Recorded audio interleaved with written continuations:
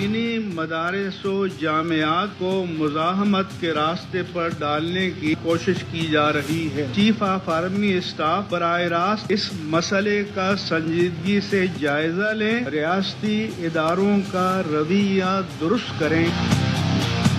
دینی مدارس کو برقرار رکھنے پر کہ آزادی اور خود مختاری برقرار رکھنے پر ہم سب ایک پیج پر ہیں۔ کوئی طاقت دنیا کی ہمیں اسے نہیں روک سکتی۔ کسی شخص کو یا کسی ادارے کو ایک حد تک ہی دبایا جا سکتا ہے کہ جس کے بعد وہ دبنا قبول نہیں کرتے۔ ڈر لگتا ہے کہ کہیں وہ ان حکومت کے اقدامات کے نتیجے میں وہ حد نہ آ جائے۔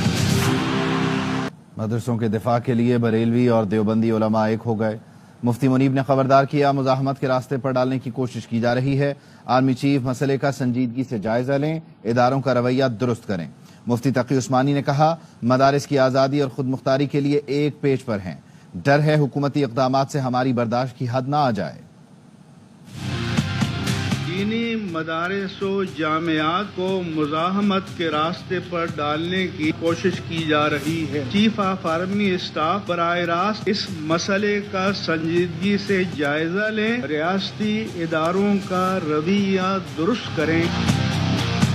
دینی مدارس کو برقرار رکھنے پر کہ آزادی اور خود مختاری برقرار رکھنے پر ہم سب ایک پیج پر ہیں۔ کوئی طاقت دنیا کی ہمیں اسے نہیں روک سکتی۔